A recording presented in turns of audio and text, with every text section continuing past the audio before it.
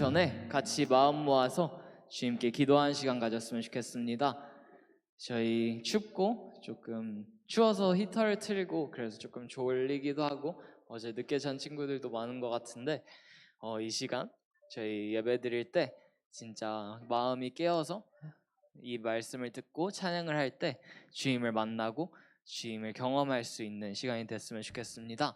저희 같이 주님께 저희 마음을 열어달라고, 그리고 이 시간 찬양하는 가운데 말씀을 듣는 가운데 저희 귀를 열어주시고 입술을 열어주셔서 오직 주님을 만나고 주님을 높여드릴 수 있는 이 예배가 될 수 있게 해달라고 저희 같이 기도하며 나아가겠습니다.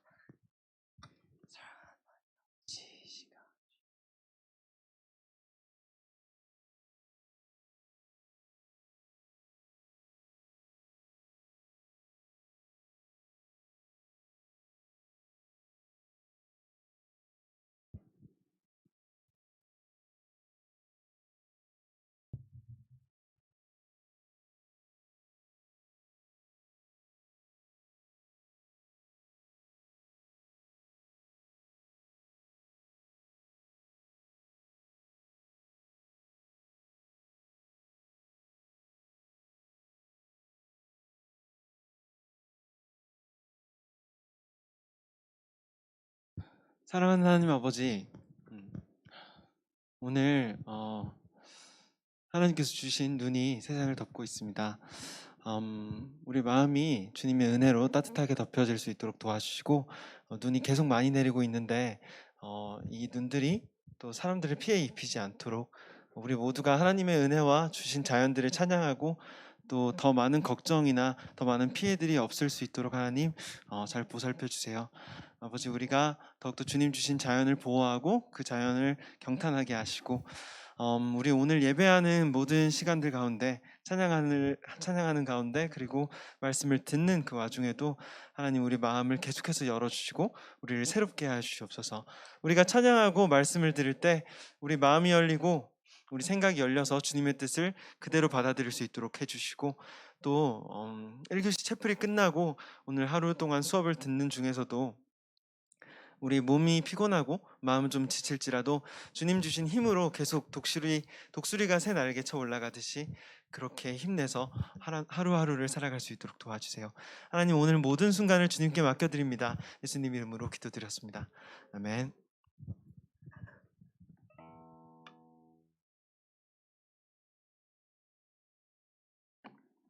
예배 자리에 나오신 모든 여러분들 진심으로 환영합니다. 오늘 찬양은 멀시반에서 준비했는데요. 모두 자리에 일어나셔서 함께 신나게 찬양하도록 하겠습니다. 나보다 나를 잘 아시는 주님, 내가 주를 떠나 어디로 가겠나이까. 나 어디 가든지 주 손이 나를 인도하시며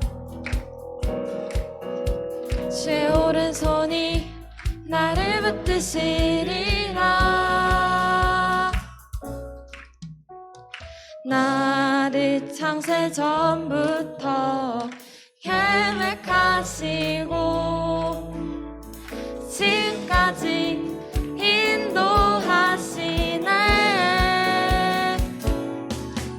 하나님이여, 주의 생각이 어찌 그리 보배로우신지요. 나의 생각보다 나의 뜻보다 더 크고 놀라우신 주님. 하나님이여, 나를 살피사 나의 마음을 아시오니 나를 영원한 길로 인도하소서. 나보다 나를 잘 아시는 주님, 내 주를 떠나 어디로 가겠나이까. 나 어디 가든지 주 손이 나를 인도하시며 주의 오른손이 나를 붙드시리라.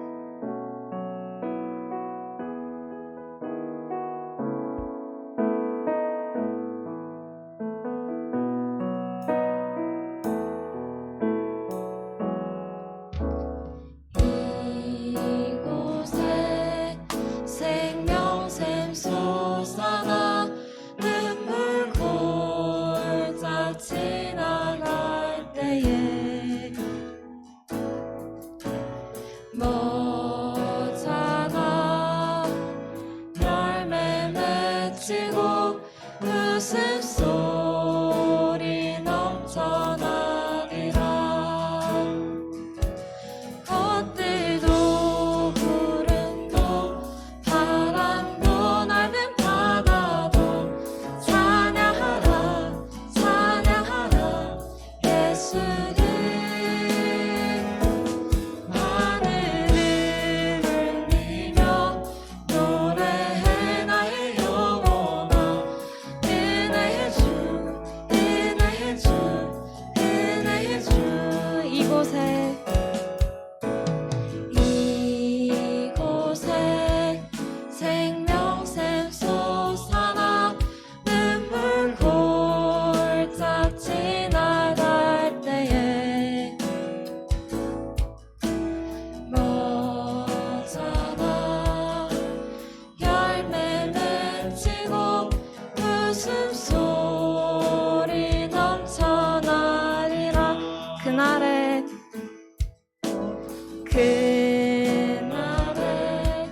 하늘이 열리고 모든 이가 보게 되리라.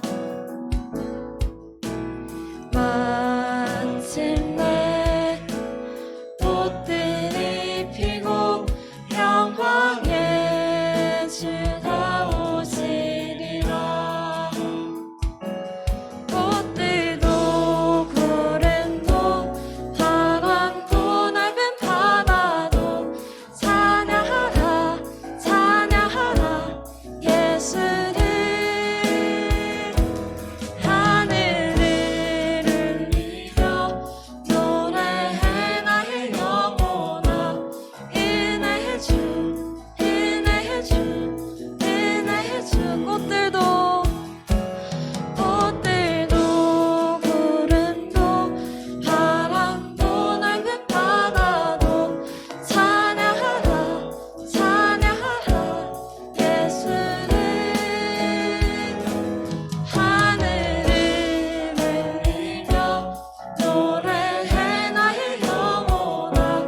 은혜의 주 은혜의 주 은혜의 주 은혜의 주 은혜의 주 은혜의 주.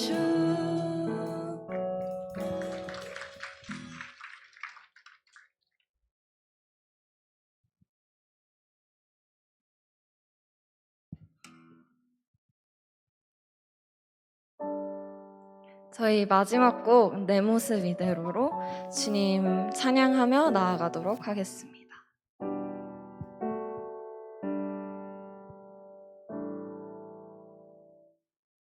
모습 이대로 사랑하시네. 연약함 그대로 사랑하시네. 나의 모든 발걸음 주가 하시나니 날 인도하소서. 내 모습 이대로 사랑하시네. 연약함 그대로 사랑하시네. 나의 모든 발걸음 주가 하시나니 날 인도하소서. 주의 날개 아래 거하는 것 주의 임재 안에 거하는 것 나의 가장 큰 소망 나의 가장 큰 은혜 주와 함께 동행하느니. 다 함께 1절로 다시 찬양하도록 하겠습니다. 내 모습 이대로 사랑하시네. 연약함 그대로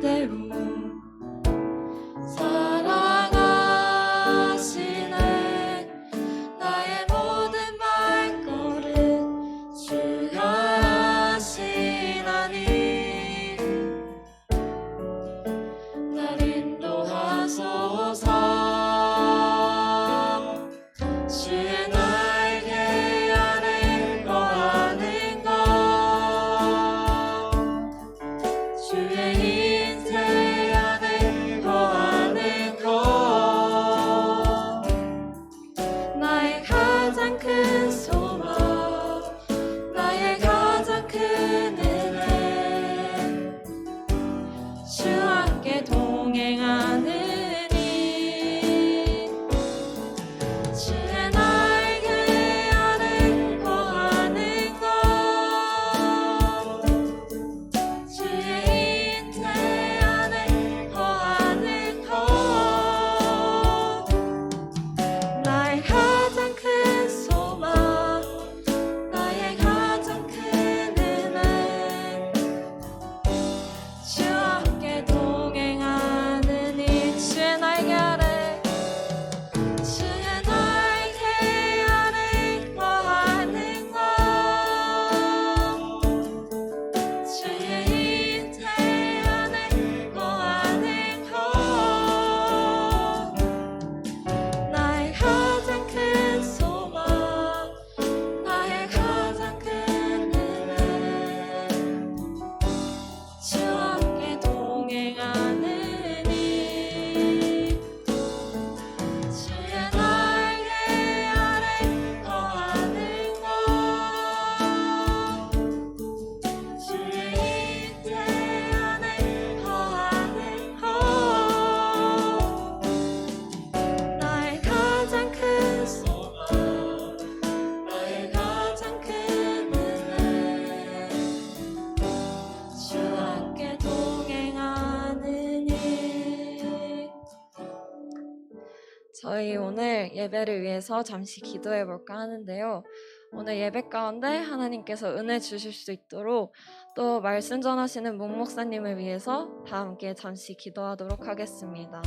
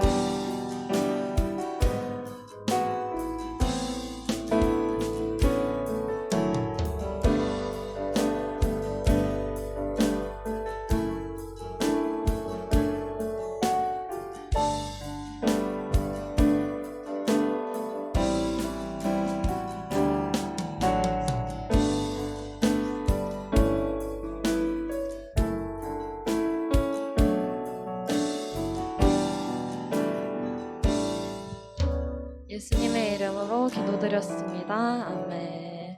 모두 자리에 앉으셔서 문 목사님 말씀 듣도록 하겠습니다.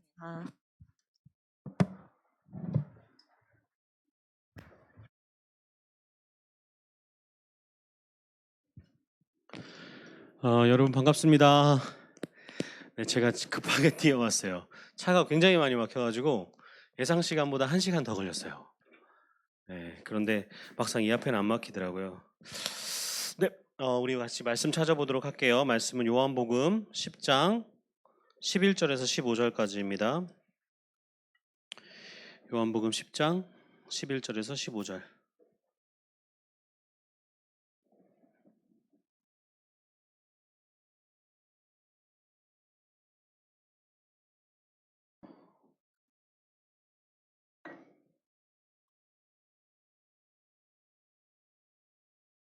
한 절씩 읽을게요. 제가 먼저 읽겠습니다.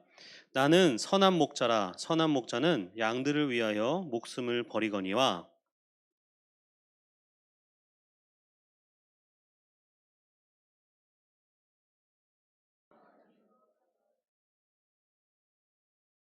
달아나는 것은 그가 삭군인 까닭에 양을 돌보지 아니함이나. 함께 읽겠습니다. 아버지께서 나를 아시고 내가 아버지를 아는 것 같으니 나는 양을 위하여 목숨을 버리노라. 예, 제가 잠깐 기도할게요. 하나님, 마음이 분주합니다. 급하게 마음이 분주한 가운데서 이곳 가운데 뛰어왔는데 하나님께서 분주한 마음을 덮으시는 주의 성령을 허락하시고 우리의 마음 가운데 하나님의 목자 되심이 그리고 우리가 주를 따르고자 하는 주의 음성의 귀 기울임이 솟아날 수 있도록 주님께서 이곳 가운데 주의 성령을 부어주시옵소서. 감사드리며 예수님 이름으로 기도합니다. 예, 오늘 말씀 제목은요, 에고에이미 3편 나는 선한 목자다입니다. 제가 이제 예수님께서 선한 목자다라는 말씀을 듣고 이제 말씀을 준비해야겠다. 어떤 것을 준비할까 하고 2주 전부터 고민했어요. 그런데 예전에 한 20년 전에 읽었던 한 책이 생각났는데 그 책 제목이 뭐냐면요, 양과 목자라는 책입니다. 이 책의 골자는 이렇습니다. 이 책을 쓴 사람은 어떤 사람이냐면요, 동아프리카, 그러니까 그쪽이 동아프리카가 맞나? 케냐나 그쪽의 선교사님의 자녀로 태어나신 어떤 분이 어렸을 때부터 양을 키우는 걸 본 거예요. 그리고 나도 양을 키워봐야겠다 해서 자신의 돈을 들여서 양을 사고 그 양을 키우면서 목자 일을 해본 거예요. 목자 일을 해보다 보니까 시편 23편에 나오는 그 여호와는 나의 목자시니라는 그 말씀이 막 다가오기 시작하는 거예요. 이래서 이런 말을 썼구나. 목자로 생각을 해보니까 여기에는 이 말들이 이런 말이구나 라는 이렇게 감동이 있고 깨우침이 있는 거예요. 그래서 그것들을 시편 한 편 한 편들을 정리하면서 이제 쓰는 거죠. 여호와는 나의 목자시니, 누가 나의 목자다라는 의미는 무엇이고 막 이렇게 적는데요. 제가 그 책을 다시 읽기 시작했어요. 왜냐하면 선한 목자다는 뭘까 고민이 되기 시작했거든요. 책을 읽다가 앞부분에 한 구절이 나오는데요. 이 구절이 저에게 이게 찔림을 줬습니다. 이게 나에게 감동을 줬어요. 제가 한번 읽어줄게요. 잘 들어보세요. 무슨 내용인지. 굉장히 짧습니다. 모든 양떼의 행복은 전적으로 주인이 제공하는 관리에 달려있다. 양떼가 있는데 양떼가 기분이 좋고 기분이 나쁘고 행복하고 행복하지 않고는 그 양의 어떠함 때문이 아니라 그 양을 관리하는 주인에게 100% 연결되어 있다. 무슨 말인지 이해 갑니까? 자, 양이 수컷인지 암컷인지는 이 양의 삶과 아무 상관이 없어요. 이 양이 뿔이 예쁘게 났건 예쁘게 나지 않았건은 양의 삶과 양의 기쁨과 양의 행복과 아무 상관이 없어요. 양이 힘이 세거나 혹은 힘이 약하고도 상관이 없고요. 양이 건강한지 건강하지 아니한지도 양의 행복과 상관이 없답니다. 그럼 양의 행복은 어디에 연결되어 있냐? 100% 목자에게 연결되어 있대요. 목자가 누구인가? 목자가 어떤 목자인가에 따라서 양의 그 삶이 연결되어 있는 거죠. 이 양이 기쁜 삶을 살 것인가? 슬픈 삶을 살 것인가? 왜냐하면요, 양이라는 동물의 특징이 있기 때문이에요. 양은요, 굉장히 특이한 특징을 가지고 있습니다. 한번 볼게요. 세상에 있는 대부분의 동물들은 자신을 보호할 수 있는 최소한의 수단을 갖고 있습니다. 저희 막내 아들이 3살인데요. 어린이집에서 미꾸라지 잡기 놀이를 했어요. 미꾸라지 잡기 놀이를 하고 그걸 5마리를 집에 갖고 왔어요. 근데 살아있는 생명을 제가 어떻게 죽일 수도 없고 5마리를 끓여 먹을 수도 없고 5마리 끓여 먹으면 뭐 튀겨 먹을까? 이거 튀겨 먹기도 좀 그렇고 그래서 이걸 어떻게 할까 하다가 정수기 받은 물에 넣고 먹이를 좀 줬어요. 엄청 잘 먹더라고요. 근데요, 미꾸라지가요 금방 물을 더럽힙니다. 정말로 먹은 대로 똥을 싸요. 와, 그 하루 지났는데 그 오래된 그 호수에서 나는 냄새 같은 거 나면서 미꾸라지 그 물이 시커매진 거예요. 제가 미꾸라지를 이제 물을 갈아줘야 되죠. 미꾸라지를 잡는데 안 잡힙니다. 야, 나는 너에게 집을 청소해 주려고 하는 거야. 그런 상관이 없어요. 막 도망가요. 한 마리 잡아서 겨우 빼면 막 떨어져가지고 막 화장실로 돌아다니고 있고. 이런 최소한 미꾸라지는 자신의 몸을 미끄럽게 만들어서 자신을 보호하죠. 어떤 동물은요, 몸의 색깔을 변화해서 자신을 보호합니다. 그렇죠. 어떤 동물은 굉장히 빨라요. 못 잡게 빨라요. 여러 가지 동물들의 특징들이 있어요. 다 자신을 보호하려는, 혹은 어떤 동물은 독이 있거나 2가지를 갖고 있는 동물들도 있죠. 그런데요, 양은요, 그런 보호할 수 있는 것이 거의 없습니다. 어느 정도냐면요, 양은 굉장히 느려요. 굉장히 느리고 그 야생동물, 강한 동물들이 쫓아오면요, 자신의 몸을 달려서 피할 수 있는 동물이 아니에요. 그리고요, 몸도 굉장히 약합니다. 뿔이 났는데 뿔이 육식동물로부터 자신을 보호할 수 있을 만큼 강하지 않습니다. 어느 정도로 양이 약하냐면 한번 생각해 볼게요. 강아지 개 2마리, 들개 2마리가 이제 양떼를 공격했어요. 하룻밤 사이에 200마리가 넘는 양을 죽였답니다. 여러분 생각이 되세요? 강아지나 양이나 크기가 비슷하잖아요. 개나 양이나. 그런데요, 그 양이 자신을 보호할 수 있는 수단이 아무것도 없기 때문에 그냥 죽이면 죽이는 대로 대기하고 있는 거예요. 개가 와가지고 아 하면 아 하고 죽고, 또 옆에 또 이제 내 차례인가 그러고 목을 대고 있는 이 정도 수준인 거예요. 200마리, 230 몇 마리가 하루아침에 죽었답니다. 양이요, 그만큼 약하고 스스로를 보호할 수 없는 존재예요. 제가 아는 저의 동역자 간사님이 계신데, 이분이 예수원이라는 수도원 같은 곳에 자신을 성찰하기 위해서 한 20년 전에 갔어요. 가면 이제 밥도 먹여주고 또 노동도 해야 되는데, 노동 중에 양 키우는 노동을 선택하셨대요. 양을 키우는데 양이 성격이 별로 안 좋습니다. 그래서요, 막 양집 청소해 주는데 머리로 자신을 들이받은 거예요.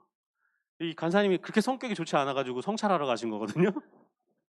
그래서 얘를 발로 빵 찬 거예요. 그 양이 다음날 죽었대요. 배에 가스가 차서 죽었대요. 양이 그만큼 약한 동물입니다. 그분이 저한테 그런 간증을 하시면서 이제 자신의 삶의 과오를 막 성찰하시면서 이렇게 후회하셨는데, 어쨌든 양이 그만큼 약한 동물이랍니다. 여러분, 그리고요, 양은요 굉장히 예민합니다. 양은요, 이렇게 시편 23편에 보면 내가 푸른 풀밭에 양이 푸른 풀밭에 눕는다는 말이 나오잖아요. 근데 양이 눕는다라는 말에 네 가지 조건이 충족됐다는 의미를 갖고 있대요. 첫 번째는 내가 안전한가? 이 근처에 나를 조금이라도 해할 수 있는 동물이 있을까? 없을까? 아, 없구나. 이것이 하나 충족돼야 양이 누울 수 있답니다. 두 번째는요, 양은요 무리를 이루고 살잖아요, 양떼가.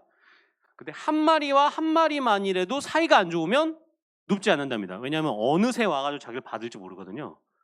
그러니까요, 이 관계가 100% 좋지 않으면 양은 눕지 않는답니다. 근데 그거를 이제 좋게 하는 거는 분리해주고 또 이렇게 관리해주는 목자가 없으면 안 되는 거예요. 세 번째는요, 양은요 파리나 기생충이 있으면 눕지 않는답니다. 그거를 다 쫓아내야 되는 건 누구예요? 목자의 몫인 거예요. 자, 마지막으로요, 양은요 배가 부르지 않으면 눕지 않는답니다. 양들은 이 네 가지가 충족되지 않으면 결코 쉬지 않는 거예요. 행복할 수 없는 거예요. 양들은 내가 안전하지 않으면, 내가 관계가 좋지 않으면, 나를 이렇게 괴롭히는 질병이나 혹은 파리나 기생충이 없어야 하고, 또한 양은 배부르지 않으면 결코 스스로를 쉼으로 놔두지 않는 거예요. 그럼 양이 쉴 수 있는 방법은 뭐죠? 유일하게 하나밖에 없는 거예요. 목자가요, 몽둥이를 들고 계속 돌아다니면 양을 안심시켜야 돼요. 내가 여기 있다. 여기 야생동물 오면 내가 이길 거야. 싸울 거야. 그리고 양이 배부를 수 있도록 먹여주고, 관계가 안 좋은 양들을 야 일로 와봐. 너 여기 서봐.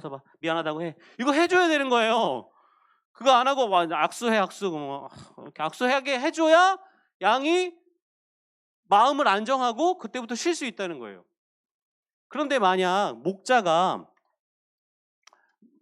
대부분 목자가 양을 사랑해서 이렇게 잘 하지만 안 그런 목자들도 있을 거잖아요. 그렇죠? 자, 또 양의 특징 하나 더 얘기할게요. 양은요, 눈이 굉장히 안 좋습니다. 자, 판단력이 부족해요. 잘 안 보이고 멀리를 내다볼 수 없어요. 양은요, 딱 앞에 있는 것만 봅니다. 자, 요게 바운드리예요. 자, 풀 뜯어라 그러면 양이요 뜯습니다. 앞에만. 그리고 풀까지, 그 뿌리까지 다 뜯어 먹어요. 그러면요, 거기가 어떻게 되냐면 사막화됩니다. 그래서 양을요 스스로 움직이지 않기 때문에 이동시켜주지 않으면 양이 가는 모든 장소를 사막화시킵니다. 여기 앞에만 먹어요. 그래서 목자는 계속 뭐를 해야 되냐면요, 양을 움직여줘야 돼요. 야, 이쪽에 여기 씨까지 다 먹지 마, 뿌리까지 다 먹지 마, 저쪽으로 가. 그리고 계절마다 풀이 많이 나는 곳으로 이동시켜줘야 돼요. 그럼 얼마나 바쁘겠습니까? 자, 이제 한번 정리해 볼게요.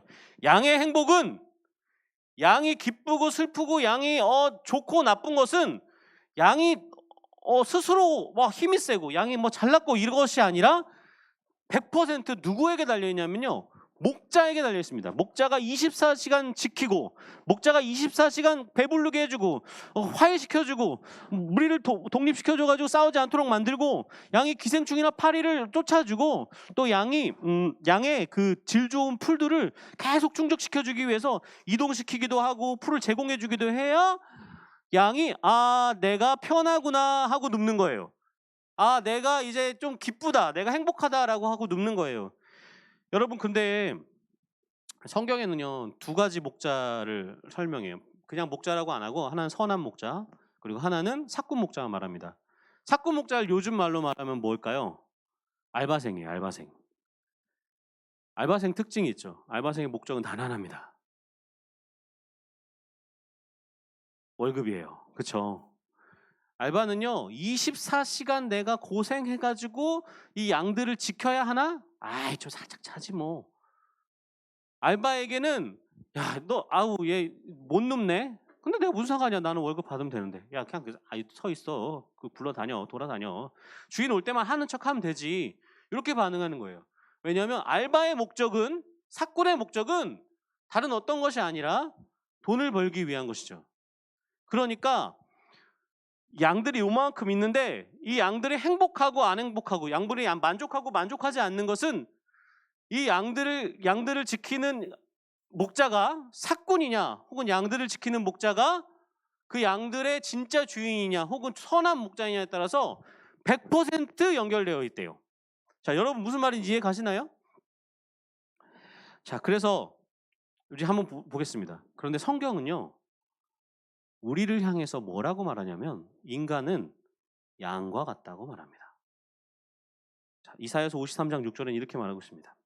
우리는 다 양 같아서 그릇 행하여 각기 제 길로 갔거늘 여호와께서는 우리 모두의 죄악을 그에게 담당시키셨도다. 여러분 양과 같습니다. 여러분은 스스로 난 머리가 좋아, 나는 똑똑해, 나는 얼굴이 잘생겼어, 나는 집안이 좋지, 나는 힘이 세, 나는 공부를 잘해, 이런 것으로 여러분의 행복이 정해져 있지 않아요. 여러분의 기쁨이 정해져 있지 않아요. 그럼 어디에 정해져 있냐? 여러분이 따르고 있는 목자가 누구냐에 따라서 여러분의 삶이 정해진 거예요. 왜냐하면 여러분이 양과 같기 때문이죠. 여러분 혹시 이 사람 아세요? 여러분 이 사람 아세요? 저는 알아요. 혹시 선생님들은 다 아실 것 같은데? 코미디언이에요. 요즘 잘 안 나오는데. 선생님들 아시죠? 조혜련이라는 코미디언인데요. 갑자기 조혜련, 이렇게 예쁘진 않습니다. 되게 예쁘게 자기 스스로 찍으셨어요. 그냥 평범하게 생기셨는데, 제가 다니는 교회에 어제 조혜련 집사님이 오셨어요. 저는 개인적으로 연예인들이 교회에 와서 간증하는 걸 그렇게 좋아하지 않았거든요. 별로 안 좋아해요. 특별히 제가 이제 이 조혜련이라는 이 코미디언에 대해서 좋은 감정이 없었어요. 왜냐하면 안 좋은 소문들이 있었거든요. 종교가 옛날에 무슨 종교였냐면 남녀 호란 갱교인가? 여러분 아세요?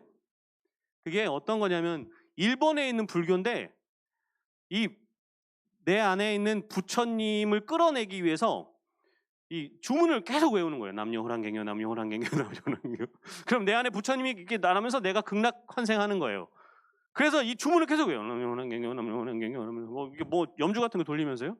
요 종교를 믿고 있던 사람이고, 또 예전에 일본에 진출한다고 일본에 가서 이제 국민 감정을 건드리는 이렇게 행동들을 했어요. 그래서 사람들한테 되게 굉장히 많이 미움을 사기도 했어요.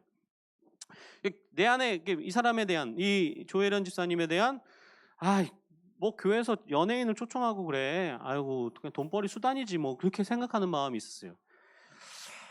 다시 근데 그래도 교회 이제 예배 때니까 앉아서 이제 천천히 듣기 시작하는데요. 간증을 시작하는데 자신의 삶을 하나씩 짚어주는 거예요. 딸이 7 있고 막내가 아들인 총 8명인 집에 넷째 딸로 태어났대요. 왜 그렇게 많이 낳냐? 아들을 낳기 위해 계속 낳다가 넷째를 자신을 가졌을 때 이게 완전히 남자, 꿈도 남자 태몽 꿈을 꾸고, 와 이거 완전히 남자다. 그래서 엄마가 기대를 굉장히 많이 했는데 애를 낳고 보니까 남자같이 힘이 센 우리 조혜련 집사님이셨던 거예요. 엄마랑 시어머니랑 그 가족들이 다 실망해서 이거 응? 그것도 안 되고 태어난 놈아, 야, 그렇게 하고 애가 울어도 에휴 뭐 됐어 죽으라 그래 막 이런 식으로 관리한 거죠. 애가 뒤집히면요, 여러분, 애기는요 뒤집으면 죽습니다. 왜냐면요, 애기는요 스스로 뒤집지 못해요. 그래서 바로 딱 눕혀놔야 돼요. 뒤집어서 이게 베개 같은데 이렇게 얼굴을 묻히잖아요. 그럼 애가 숨을 못 쉬어도 죽어요. 그래서 애들 처음으로 뒤집기 시작할 때요, 엄마들이 신경이 곤두섭니다. 아, 얘가 뒤집으면 다시 뒤집어줘야 돼요. 왜냐면 되짚기를 못 하거든요. 얘가 이렇게만 한 2개월 있다가 이렇게 되면 이렇게 하다가 죽어요. 죽을 수도 있어요. 그러니까 그 신경이 곤두섭니다. 그런데 그 엄마가 어느 정도로 딸이 난 것에 대해서 미웠냐면, 얘가 뒤집혔는데 놔뒀대요. 그 정도로 딸이라는 것이 미웠대요. 그래서 그 7명 딸한테는 나물 반찬, 그리고 아빠와 막내 아들만, 동생만, 남동생만 고기 반찬, 뭐 이렇게 막 분리시키고, 이런 가정에서 태어난 이 쥐사님이 마음에 어떤 마음을 가졌냐면, 제 생각에는, 이건 제가 판단하기는, 내가 최선을 다해서 이것저것 다 배우고 나를 발전시키지 않으면 난 쓸모없는 존재야 라는 마음이 생긴 거예요. 그래서 이분이요, 여러분, 대학도 되게 좋은 데 나왔더라고요. 전 코미디언이라서 별로 이렇게 좋은 공부도 못하고 그냥 대충 살다가 코미디언 된 줄 알았는데, 한양대 연극영화과 나오고, 또 왜 그렇게 열심히 일본에 진출했냐면, 내가 더 가치로운 사람이 되고 싶어서 일본에 가서 일본 코미디를 배워야겠다 해가지고 일본에 갔던 거래요. 그리고 그렇게 열심히 살다 보니까 어떤 일이 벌어졌냐면, 집에 자녀들이 있는데 자녀들을 한 번도 제대로 만나본 적이 없는 거예요. 맨날 엄마는 나가는 사람인 거예요. 그리고 그렇게 살다 보니까 어떤 일이 벌어졌냐, 사람들이 일본에서 한 자신의 어떤 행동들 때문에 자신을 미워하기 시작하더래요. 그리고 자녀들도 자신과 너무 멀어졌고, 그리고 이혼까지 경험합니다. 삶이 너무 피폐해지기 시작한 거죠. 그리고요, 그래도 나는 나를 더 발전시켜야 해, 나를 더욱 정진해야 돼 라고 마음 먹고 중국어를 배우기 위해 또 중국을 갔대요. 그곳에서 귀인을 만납니다. 자신의 그 재혼 남편을 만난 거죠. 그리고 이분이 크리스찬이었어요. 근데 조혜련이라는 이분이 유명했거든요. 남녀 호랑개교를 믿는다고 교회 다니는 사람들을 좀 알았어요. 아, 그 사람 별로 안 좋아. 그 시어머니가 교회 다녀야 된다. 그래서 하루 딱 한 번만이라도 교회를 데리고 와라. 그래서 교회에 온 거예요. 너무 싫었대요. 이제 찬양이 나오는데, 하나님의 은혜로 이 쓸데없는 자라고 딱 나오는데, 쓸데없음에 가슴이 맞은 거예요. 그러면서 이제 자신의 그 인생의 그 쓸데없음이 막 드러나기 시작한 거죠. 내가 그렇게 열심히 살았는데, 내가 돈 벌어서 엄마 다 갖다 줘도 엄마는 막내 아들만, 내가 그렇게 열심히 코미디언 해도 사람들은 나 미워하기만 하고, 나는 그렇게 열심히 살았는데 내 자녀들은 나와 멀어져 있고, 나는 이혼했고, 나는 쓸데없습니다. 그런 말이 나오더래요. 여러분, 그리고 이분이 그 이후에 하나님 만났습니다. 지금 이제 신학 박사까지 따셨더라고요. 제가 그래서 한편으로 회개했어요. 하나님, 내가 미리 선입견을 갖고 연예인이라고 미워했던 것에 대해서 용서해 주세요. 근데 그 말을 듣고, 와, 하나님 저렇게 일하시는구나. 맞아, 저렇게 일하셔. 맞아, 아멘 하면서 이제 들었거든요. 여러분, 이분에게 제가 느낀 것은, 이분은 자신을 목자를 뭘로 삼았냐면요, 나를 발전시키는 게 내 목자인 거예요. 어떻게든 일본어 배우고 일본 코미디를 배워야 돼. 어떻게든 중국어라도 배워야 돼. 어떻게든 좀 더 잘난 사람이 돼야 돼라고 열심히 살은 거예요. 근데 그 결과 자신을 더 가치 있게 만들고 인정받고 싶게 만들고, 그래야 내 부모님이 나를 딸로 낳았지만 나를 인정해 줄 거야, 세상이 나를 인정해 줄 거야 라고 말했던 그 목자가 결국 자기를 인도한 데는 어디였냐면, 내가 쓸데없는 자가 됐구나가 된 거죠. 이 조혜련 집사님의 목자가 그거였던 거예요. 여러분, 세상은요 정말 다양한 목자들이 있습니다. 정말 다양한 목자들이 있어요. 그러니까 제가 목자로 표현했는데 여러분이 어떤 것을 선택하고 따를 때 그 목자의 말을 따라서 결정하는 거예요. 예를 들면 여러분 대학에 가야 되는데 어떤 과를 갈 것인가? 이 대학이 이 과가 앞으로 돈 잘 벌고 잘 먹고 잘 살고 취직 잘 되는 과야. 그러면 목자는 뭐냐면 여러분의 목자는 여러분의 취직이고 여러분의 돈인 거예요. 여러분의 커리어인 거예요. 어떤 사람은 야, 너 여기 갈까 저기 갈까? 여기 친구들 다 간대. 나 여기 갈래. 그럼 여러분의 목자는 누구죠? 여러분의 친구들이 되는 거예요. 여러분 그렇게 선택하고 결정하고 그 목자를 따릅니다. 거기에는 인기도 있을 것이고요. 아름다움이라는 목자도 있을 것이고요. 거기엔 여러분의 친구나 가족들도 있을 것이고요. 명예도 있을 것이고 돈도 있을 것이고요. 수많은 종류의 다양한 이름의 목자들이 있습니다. 여러분 공무원이 되기 위해 열심히 공부해요. 하나님, 나 공부하는데 너무 힘들어. 지금 내가 4개를 만족해야 되는데 안전과 뭐 기생충과 뭐 관계와 내 배부름이 만족해야 되는데 나에게 이게 하나도 없어. 하나도 없네. 난 힘들어. 라고 말하는데 그 공무원이라는 목자가 공무원이 되면 다 해결될 거야. 지금 좀 힘들지? 공무원이 되면 이 4가지가 다 해결될 거야. 하고 여러분을 인도합니다. 여러분 공무원 돼보세요. 그렇게 행복한지. 생각보다 그 목자들이 인도하는 그곳이 그 목자들이 그 다양한 이름의 목자들이 여러분 인도하는 그곳이 그 결과가 그렇게 여러분을 편하게 눕게 만들어주지 않습니다. 여러분의 한 양을. 여러분들 성경에 이 다른 목자가 한 분 나오시는 거죠. 누구냐면 여호와는 나의 목자시니.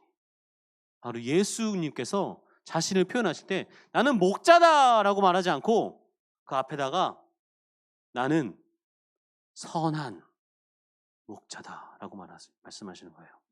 자, 그 선한 목자가 어떤 목자인지 우리 시편 23편을요 메시지 성경으로 한번 읽어볼게요. 자, 우리 중학교 1학년, 고등학교 1학년 다 1학년들이 1학년이 아니죠. 7학년과 11학년인가요? 10학년이 여기 부분을 읽어주세요. 자, 같이 시작.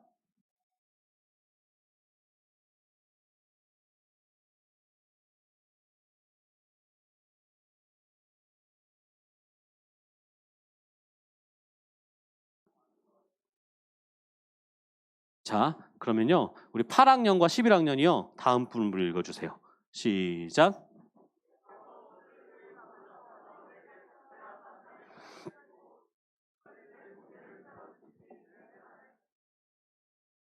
자, 이제 12학년과 몇 학년이죠? 9학년 같이 읽어주세요.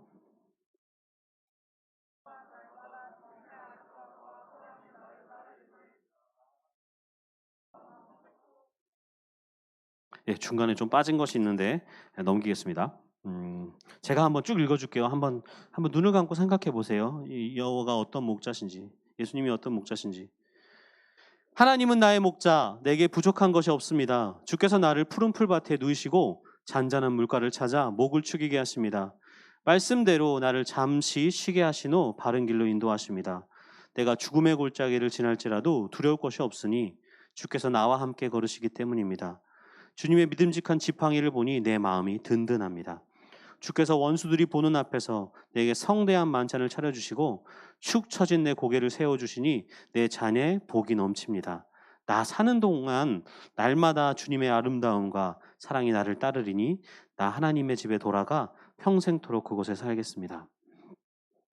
여러분은 어떤 목자를 따르겠습니까? 결국 도착한 곳이 나는 쓸데있는 자가 되고 싶어라고 해가지고 도착한 곳이 내가 쓸데없는 자라는 것을 인정할 수밖에 없는 그 목자. 사꾼, 목적이 다른 데 있는 그 목자들. 그런 방향성들, 그런 결정들. 그것을 따르겠습니까? 아니면 시편 23편에 나오는 예수님이라는 목자를 따르겠습니까? 여러분, 다시 한번 처음으로 돌아가서 정리해 보겠습니다. 여러분은 양과 같고 모든 양의 행복은 그 양의 어떠함 때문이 아니라 목자에 의해서 결정됩니다. 그리고 세상에 많은 목자들이 있는데 그중 선한 목자는 예수님 분이십니다. 성경은 이렇게 말해요. 예수님께서 성경에 시편 23편에요. 자기 이름을 위하여 양을 돌보신대요. 하나님이 자기 이름을 위하여 돌보신대요. 이게 무슨 말이냐면 이런 말입니다. 여러분, 한 50대 되는 부모님이 계세요. 이 부모님들이 서로 이렇게 엄마들께서 서로 모임을 가져서 만나요. 그런데 이때 어떤 엄마가 BMW 진짜 비싼 거를 몰고 탁 내려가서 카페에 딱 세웠어요. 근데 아주 허름한 차를 타고 또 카페에 세운 거예요. 이제 그 엄마들이 만났는데 BMW 타고 아주 좋은 차 타고 온 엄마가 어깨를 탁 피면서 나 차 샀잖아. 아유 참 막 차 자랑을 했어요. 근데 오래된 차를 타고 온 사람은 차 자랑할 게 없잖아요. 그래. 근데 이번에 우리 아들 서울대 갔잖아. 그럼 어떻게 되는지 아세요? 역전돼 버립니다. 옷을 뭐를 입었나? 뭐 차가 뭔가 집이 어디 사냐는 중요하지 않아요. 하나면 역전됩니다. 우리 아들이 이번에 그래서 저희 어머니가요 몇 달째 바뀌지 않는 그 푸사가 있어요. 그게 뭐냐면요, 저랑 제 아내가 정말 막 돈을 짜고 해서 우리 부모님한테 굉장히 저렴한 안마의자를 사드렸어요. 안마의자를 사드렸는데 그 안마의자가 푸사입니다. 어디 가서 오늘 집에 가서 안마의자 좀 해야겠어. 우리 아들이 사줬잖아. 이러고 다니시는 게 우리 어머니 행복이에요. 지금 안마의자 사줬다. 여러분, 부모님의 자기 이름을 위해서 최고로 할 수 있는 행동 중에 하나가 뭐냐면요, 여러분을 잘 키우는 거예요. 우리 딸이 있잖아. 그러면요, BMW든 뭐든 옷이 명품으로 치장했던 주눅들기 시작해요. 아이고 저 집 딸은 있잖아. 그랬대. 여러분, 근데 목자가 똑같습니다. 목자는 우리 양이 얼마나 기름지고 예쁜지가 중요한 거예요. 야, 이 양 봐봐, 이 털 봐봐, 부들부들. 양 이 얼굴 봐라, 야 얼굴에 미소가 있다, 야. 목자들끼리 만났는데 양들이 딱 마주쳤는데 이 앞에 이 양은 막 삐짝 꼴았는데 이 양은 맨질맨질해.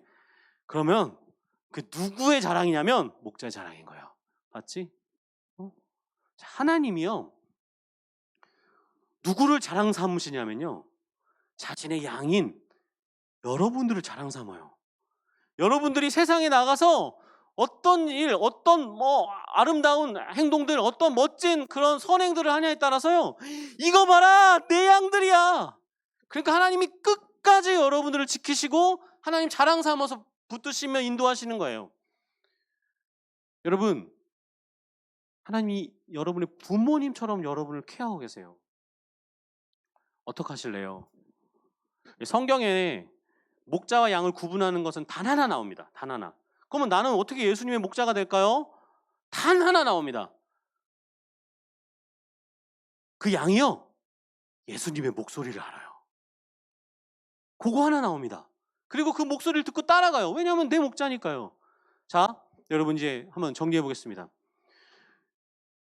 우리의 행복은요, 우리가 무엇을 따라가냐, 우리의 가치관이 무엇이냐, 우리가 어떤 것 때문에 결정하냐에 따라 달려있어요. 그런데 우리의 목자가 예수님이면 우리가 예수님 때문에 결정하고 예수님의 목소리를 듣고 따르며, 그러면요, 그 목자의 그 크기만큼 우리가 행복할 수 있고 목자의 크기만큼 우리가 인도될 거예요. 그는 자기의 이름을 위해서 야, 얘네가 잘나는 게 내가 기쁜 거야, 물심양면으로 생명을 다해서 도우실 겁니다.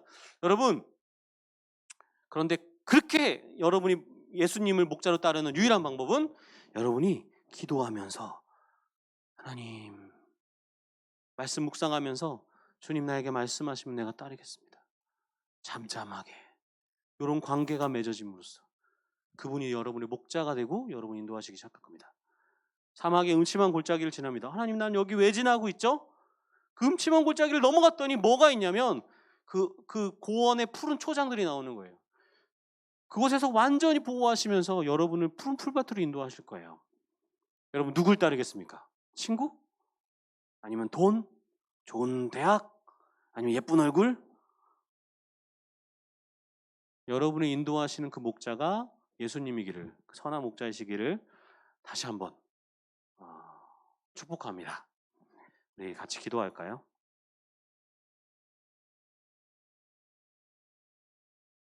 하나님, 주님이 선한 목자라고, 그냥 목자가 아니라고 선한 목자라고 말씀해 주셔서 감사합니다.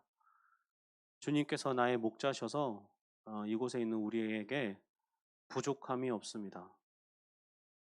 우리가 안전하고 우리가 관계가 회복되고 우리를 괴롭히는 모든 해충들이 떠나가며 우리가 배부를 것입니다. 우리를 만족하게 하시는 그 하나님을 따르기로 결정합니다. 감사드리며 예수님 이름으로 기도합니다.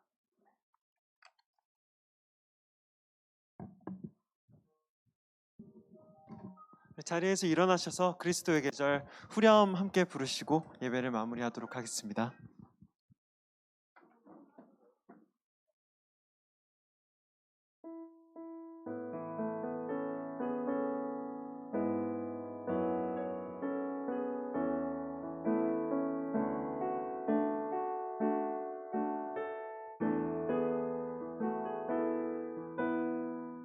주의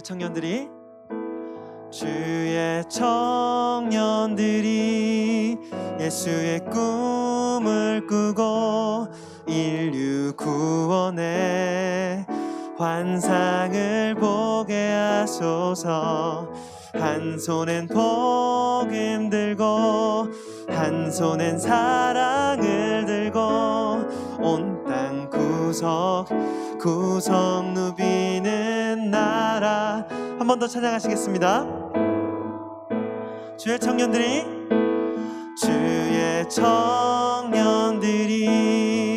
예수의 꿈을 꾸고 인류 구원의 환상을 보게 하소서.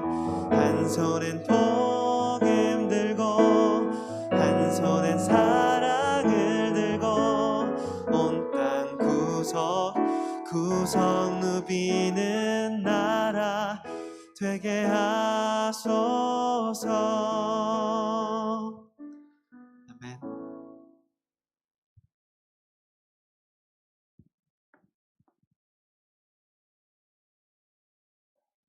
네, 기도하겠습니다. 사랑의 하나님 감사합니다. 오늘 이 시간 또한 귀한 말씀을 듣고 또 우리가 다시 한번 주님의 사랑과 그 크신 은혜를 느낄 수 있게 하심에 감사합니다. 우리에게는 어떤 의도 없습니다. 우리의 선한 목자이시며 세상의 빛으로 오신 그 주님만이 우리의 모든 길을 인도하시고 우리와 함께 하심을 믿습니다. 그 믿음을 가지고 오늘 하루 나아가오니 우리 아이들 가운데 정말 그 믿음과 하나님으로 말미암은 소망이 가득한 시간들이 되게 하여 주시옵소서. 감사드리며 예수님의 이름으로 기도드립니다. 아멘. 자, 자리에 앉아 주시고요. 오늘 서번트 클래스는 빅토리 반입니다. 네. 자, 우리 글로리 반부터 이동할게요. 글로리 일어나시고